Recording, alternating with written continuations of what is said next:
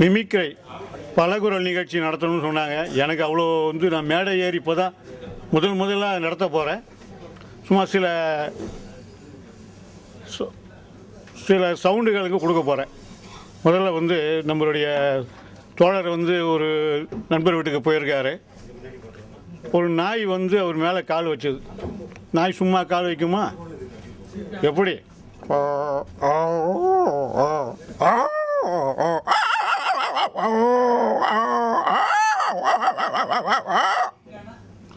இதுவே அல்சேஷன் நாய்.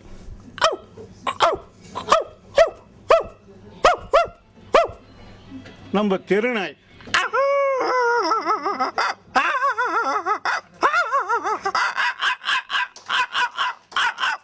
குட்டி நாய்.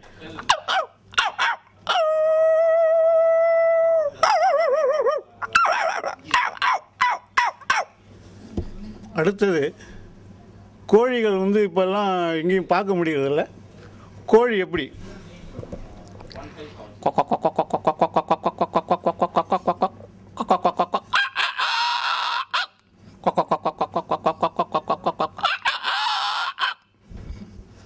அடுத்தது பூனைகள். பூனைகள் எப்படி கத்தணும்?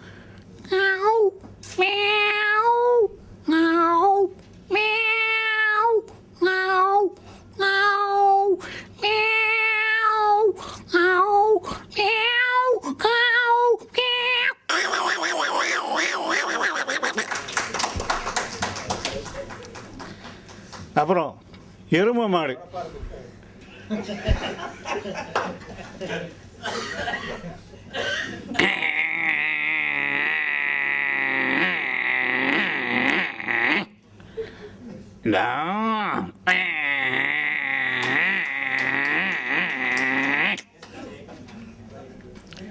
அடுத்தது மாடு. மா மா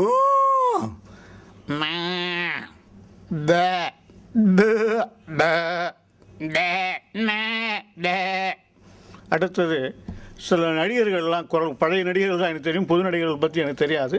இருந்தாலும் திரு பாலையா அவர்கள் வந்தார்னா எப்படி பேசுவார்? எல்லாருக்கும் நமஸ்காரம், வணக்கம்.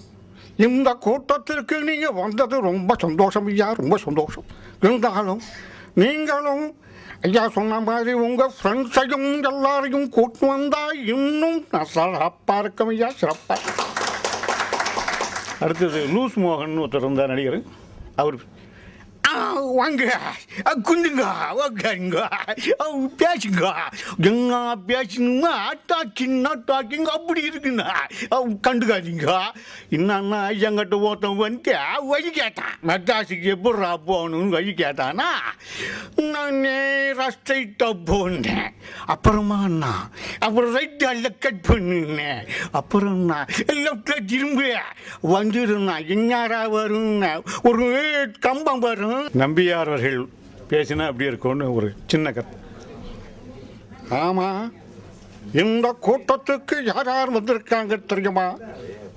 டாக்டர் ஐயா வந்திருக்காரு, பல பேச்சாளர்களாக வந்திருக்காங்க.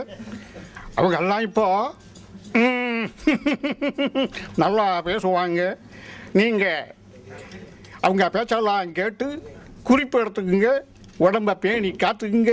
கிருபானந்த வாரியார்கள் பேசினா அப்படி இருக்கும். இல்லாமல் வயலூர் எம்பெருமான் முருகப்பெருமான் கருணையினாலே நாமெல்லாம் 60 வயசாகி ஓய்வு அடைஞ்சிட்டோம். அந்த ஓய்வு போகும்போது உடம்பு சில பாதிப்புகள் இருக்கும், இதய கோளாறுகள் வரலாம். அதனாலே நமது மருத்துவர் ஐயா அவர்கள் ஒரு சில செய்திகளை நமக்கு சொல்லலாம். அதை நாம் கேட்க வேண்டும். நன்றி, வணக்கம்.